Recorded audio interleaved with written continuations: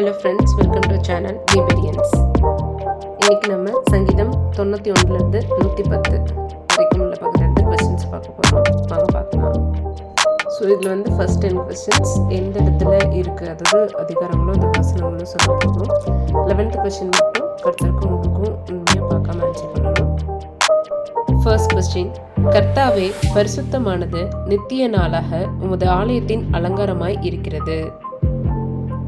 Second question: நீடித்த நாட்களால் அவனை திருப்தியாக்கி என் ரட்சிப்பை அவனுக்கு காண்பிப்பேன். தேர்ட் கொஸ்டின்: கர்த்தரே மகாதேவனும் எல்லா தேவர்களுக்கும் மகாராஜனுமாய் இருக்கிறார். ஃபோர்த் கொஸ்டின்: கர்த்தரை துதியுங்கள், அவர் நல்லவர், அவர் கிருபை என்றும் உள்ளது.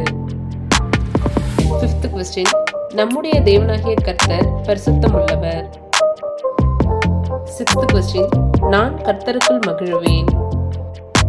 செவன்த் கொஸ்டின்: கர்த்தராகிய நீரோ என்றென்றைக்கும் இருக்கிறீர், உம்முடைய பேர் பிரஸ்தாபம் தலைமுறை தலைமுறையாக நிற்கும். எய்த் கொஸ்டின்: கர்த்தருக்குள் மகிழ்ந்து அவருடைய பரிசுத்தத்தின் நினைவு கூறுதலை கொண்டாடுங்கள்.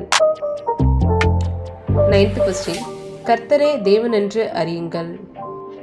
10th கொஸ்டின்: நீர் மெல்கிசேதேக்கின் முறைமையின்படி என்றென்றைக்கும் ஆசாரியராய் இருக்கிறீர் என்று கர்த்தர் ஆணையிட்டார், மனம் மாறாமலும் இருப்பார். நெக்ஸ்ட் நம்மளோட ஃபைனல் 11th ஸ்பெஷல் கொஸ்டின்: யாராலே பராக்கிரமம் செய்வோம்? ஓகே ஃப்ரெண்ட்ஸ், இந்த கொஸ்டின்ஸ்க்கு ஆன்சர் தெரிஞ்சவங்க இந்த வாரம் செவ்வாய்க்கிழமை முன்னதாக உங்களோட ஆன்சரை கமெண்ட் பாக்ஸ் ஒரு வாட்ஸ்அப் குரூப்பில் சென்ட் பண்ணுங்கள்.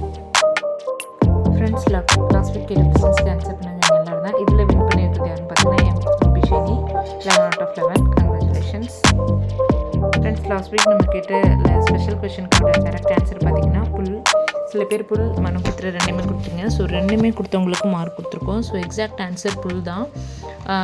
பிகாஸ் நம்ம வந்து எது அப்படின்னு கேட்டிருக்கோம். ஸோ எதுன்னும் போது அது ஒருமையில் இருக்குது. ஸோ புல் மட்டும்தான் போடணும். மனுஷன் மட்டும் தனியாக போட்டுருங்க, அதுக்கு மார்க் நம்ம கொடுக்கல. நம்ம நெக்ஸ்ட் வீக் மீட் பண்ணலாம். அது வரைக்கும் தேவன் தாமே நம்ம ஆசீர்வதிப்பாராக.